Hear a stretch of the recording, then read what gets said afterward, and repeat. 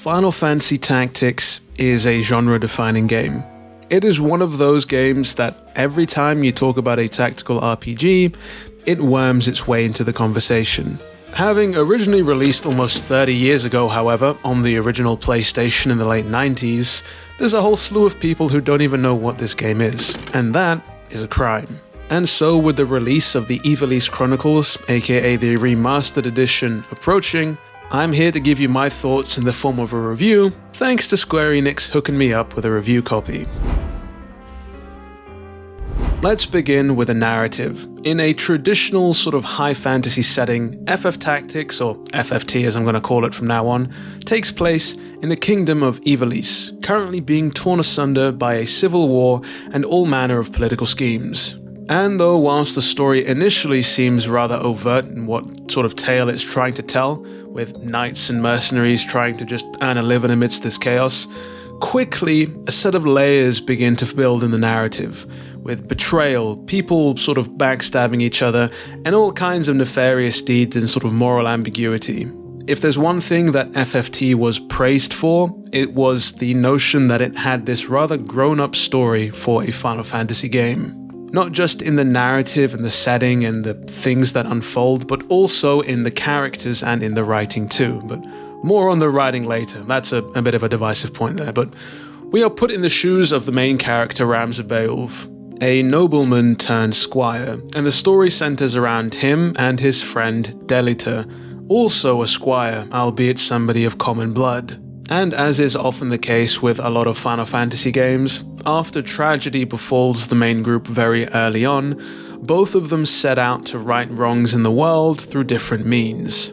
Harkening back to what I'd previously said, the story isn't just about the War of the Lions, these two kingdoms fighting it out, it also goes deeper beyond that, tackling issues like the class struggle, corruption, even faith and the church, believe it or not, at certain points too.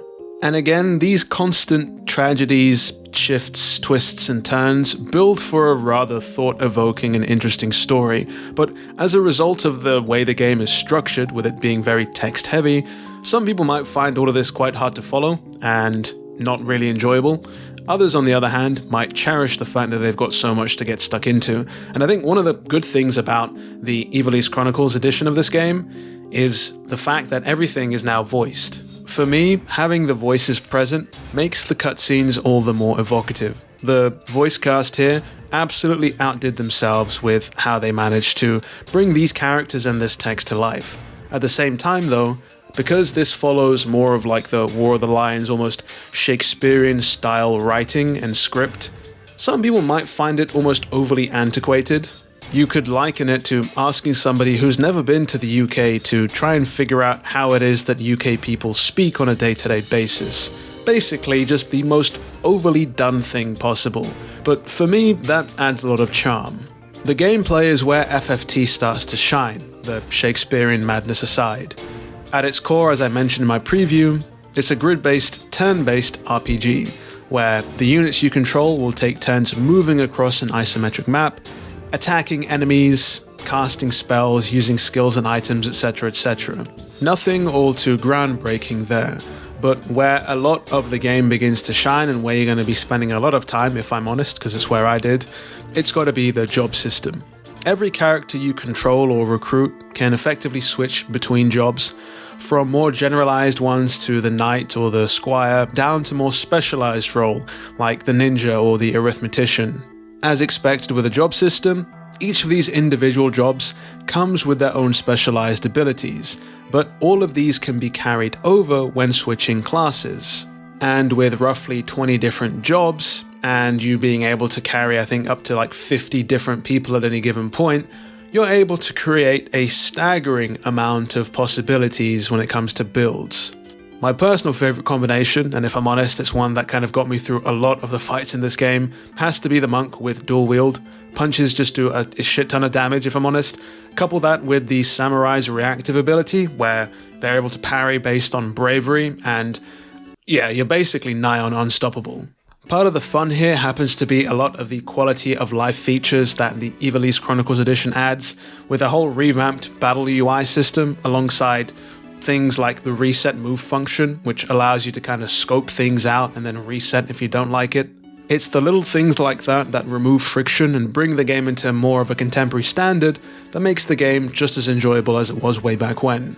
Those quality of life features also include difficulty, and don't get it twisted. This game, even on the standard night difficulty, is just as challenging as ever. Waltz into any of the battles unprepared, specifically the story-based ones, and you're going to be in for a world of hurt. Though, honestly, things kind of even themselves out a little bit, as I've mentioned. Depending on what jobs you've got put together, you can sort of trivialize a lot of the tougher encounters. If there is one thing that I have to say here, and I'm sure a lot of you diehard RPG fans out here will know this, save often and make multiple saves.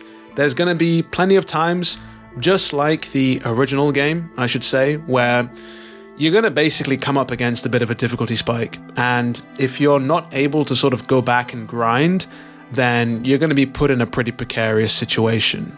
Thankfully, I didn't have to grind all too much, A, because I've played this game before, so I kind of knew where some of the more difficult fights were, but B, just because I was off building my own sort of set of different jobs on different characters anyway, I kind of was where I needed to be regardless.